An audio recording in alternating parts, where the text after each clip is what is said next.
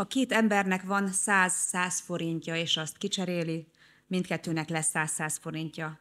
De ha két embernek van egy-egy gondolata, és azt cseréli ki, akkor mindkettőnek két gondolata lesz. Sokan ismerik ezt az idézetet, nem is kell bemutatnom a szerzőjét, illetve az egész estét neki fogjuk szentelni. Főtiszteletű Püspök úr, elnök úr, kedves vendégeink!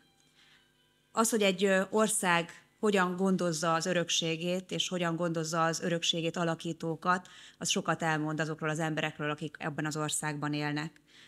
Mi magunk lehetünk a legújabb kori magyar történelemnek a hiteles krónikásai.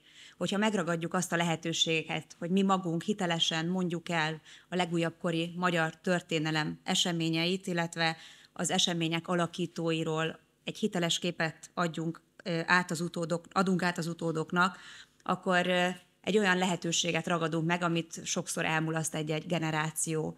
És azért is örülök annak, hogy ma a Sándor Palota otthont adhat ennek a rendezvénynek, ennek az eseménynek, mert a Mádl Ferenc Intézet nem szalasztja ezt a lehetőséget, éppen ellenkezőleg, hogy egy 800 oldalas monográfia jelenik most meg Mádl Ferencről, ez éppen arról szól, hogy van mit mondanunk a nagyjainkról, és hogy vannak is olyanok, akik ezt a történetet elmeséljék. Vannak olyanok, akik hiteles képet képesek közvetíteni azokról, akik a legújabb kori magyar történelmet nagy részben alakították. Talán az sem véletlen, hogy éppen most, 20 évvel azt követően, hogy Mádl Ferenc és az ő hivatala beköltözött ide a Sándor Palotába, most itt a Sándor Palotában adhatunk otthont ennek a rendezvénynek. Köszönöm a kezdeményezést, és nagyon örülök annak, hogy az élére állhattunk, és lehetővé tehettük azt, hogy itt találkozzunk és beszélgessünk hivatali elődömről, a mindannyiunk által nagyon nagyra tartott és tisztelt Mádl Ferencről. Miután én nem tartozom azon szerencsések közé, akik közelről is ismerhették elnök urat, professzor urat, tanár urat, Feri bácsit, ezért óvakodnék attól, hogy én mondjam el önöknek, hogy milyen ember volt. Én a távolról tisztelők sorát gyarapítom, és azon kevesek közé tartozom, akik viszont hivatali utódjának nevezhetik magukat. Ebből a székből, ebből a tisztségből és ebből a testtartásból visszatekintve szeretnék néhány dolgot kiemelni Mádl Ferenc elnök úrnak a munkásságából, az életéből, az elnökségéből, amely mindannyiunk számára most is meghatározó lehet. Mádl Ferenc volt a rendszerváltoztatás utáni Magyarország első konzervatív köztársasági elnöke. Ő volt az, aki lefektette a konzervatív köztársasági elnökségnek az alapjait. És én azért is vagyok neki különösen hálás, mert Magyarország első női konzervatív köztársasági elnökeként nagyban tudok támaszkodni ezekre a gyökerekre, illetve ezekre az alapokra, amelyeket ő lefektetett. Ő azt is bizonyította elnöksége során, hogy egy köztársasági elnök képviselheti úgy az általa vallott értékeket, hogy eközben a szuverenitását, a függetlenségét megőrzi, ezt nem veszélyezteti. Ahogy bizonyította azt is, hogy egy köztársasági elnök lehet sikeres, és morálisan is elfogadhatóak lehetnek a tettei, függetlenül attól, hogy kormányzati szerepből került a köztársasági elnöki székbe.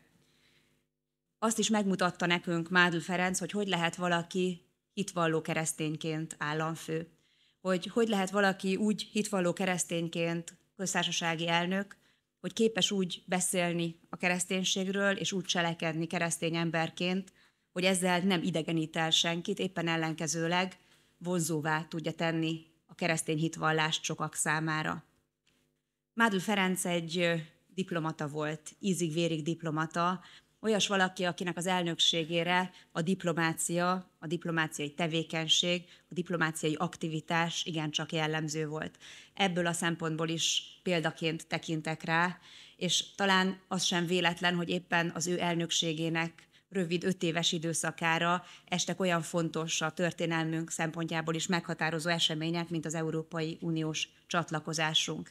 Egy igen izgalmas, nehéz időszakban kellett jó diplomataként alakítani a Magyarország kapcsolatait, nem csak a szomszédainkkal, hanem azon túlmutatóan is minden potenciális vagy más szövetséges országgal. És azt is vallotta, amit én magam is követendőnek tartok, hogy 2 ember között a legrövidebb út egy mosoly. Mosollyal próbálta megoldani a legnehezebb helyzeteket is, a mosolyt is a diplomácia egy fontos eszközének tartotta, és az ő fáradhatatlan mosolya nagyon sok ajtót nyitott meg. Ő is egy ajtónyitogató köztársasági elnök volt a hivatali idejében. Azért is tisztelhetjük mindannyian, mert fontos ügyek mellett állt ki következetesen. Soha nem felejtette el a határainkon túl, a határainkon kívülre rekedt magyarságnak a mindennapos problémáit, kérdéseit, ügyeit, mindig is képviselte őket és kiállt értük, ugyanúgy, ahogyan kiállt azokért, akik a periférián éltek.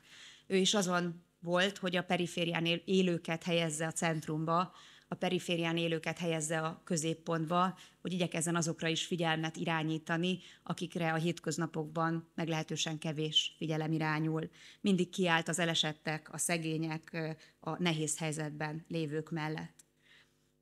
Én nagyon sok mindenért vagyok személyesen is hálás Mádl Ferencnek, és köztársasági elnökként mindannyiunk, sokunk nevében mondhatom azt, a magyar emberek nevében is, hogy mi mindannyian hálásak lehetünk azért, amilyen köztársasági elnök ő volt a hivatali idejének 5 éve alatt.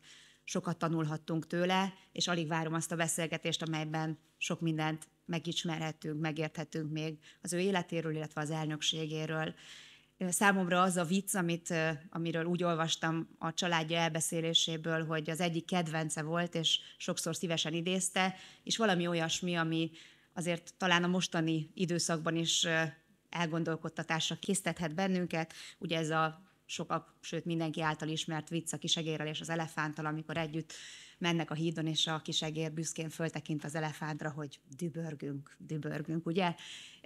Szerintem ebből is tanulhatunk, ahogy Mádl Feri bácsi elnök úr számos cselekedetéből, szavából, gondolatából és az ő emlékéből, amelynek ápolásához mi most egy jelentős segítséget fogunk kapni. Köszönöm, hogy a találkozások, beszélgetések a Sándor Palotában elnevezésű rendezvényen ennyire sokan vannak. Ez az eddigi legnépszerűbb rendezvényünk. Köszönöm, hogy ennyien eljöttek, és elnézést kérünk, hogyha levegőtlen lesz egy idő után a terem, de ez a kettő már csak ilyen összefüggésben áll egymással. De köszönöm, hogy együtt hallgathatjuk az előttünk álló izgalmas beszélgetést, és köszönöm a beszélgetés résztvevőinek is azt, hogy vállalták, hogy megosztják velünk a gondolataikat, és én abban bízom, hogy amikor majd hazamegyünk innen ma este, akkor mindenki azt fogja érezni, hogy azáltal, hogy kicseréltük egymással a gondolatainkat, mindannyian többé váltunk. Köszönöm szépen, hogy meghallgattak.